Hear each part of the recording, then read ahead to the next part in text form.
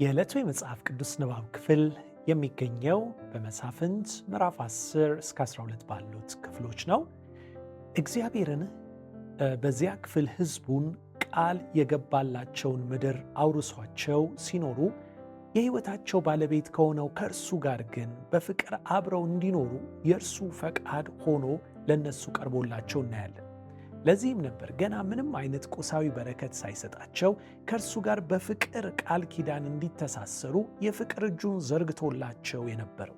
የሚያሳዝነው እውነታ ግን ሁሉን ለሰጣቸውና እጅግ ለሚወዳቸው አምላክ የፍቅርን ምላሽ ከመስጠት ይልቅ ፈጽሞ የማያውቋቸውን ባዕዳን አማልክት ልባቸው በእነሱ ፍቅር ይሸፍት ነበር። ምናልባት የእነዚህን የባዕዳን አማልክት አምልኮ በዝሙት፣ በስካር እንዲሁም በስጋዊ ምኞት ጊዜያዊ ደስታን የሚያረካ ብልጭልጭ ነገር የተሞሉ ስለሆኑ በዚያ ተማርከው ሊሆን ይችላል። ይሁን እንጂ በተለያየ ሁኔታ በዚህ ሲያልፉ ለውድቀትና ለኪሳራ ተዳርገዋል። ታዲያ የተሳሳተ ምርጫቸው ያሰቡትን ደስታ ሳይሆን ያልጠበቁትን መከራ ሲያከናንባቸው ደግሞ ወደ አምላካቸው ለመመለስ ልባቸው ሲነሳሳ ሁለት እርምጃዎችን ሲወስዱ እናያለን። የመጀመሪያው በመካከላቸው ያሉትን ባዕዳን አማልክት ማስወገድ ነበር። ሁለተኛው ደግሞ እውነተኛ አምላክ ወደ ሆነው ወደ እርሱ አምልኮ መመለስ ነበር። ሁለቱ ልክ እንደ አንድ ሳንቲም ሁለት ገጽታዎች ናቸው።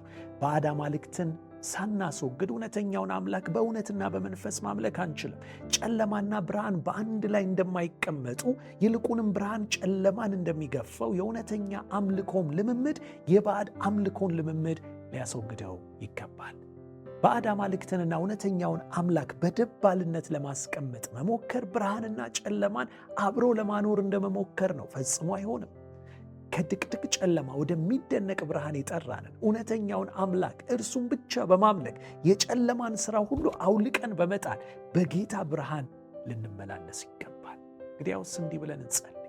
አባት ሆይ እኛም ከሕይወታችን ልናስወግድ የሚገባንን እንደ የገንዘብ ፍቅር፣ ዘረኝነት፣ ሥጋዊ ምኞት የመሳሰሉትን ባዕድ አማልክት አስወግደን እውነተኛ አምላክ የሆንከውን አንተን በልባችን ላይ እንድናስቀምጥ በጸጋ እርዳን።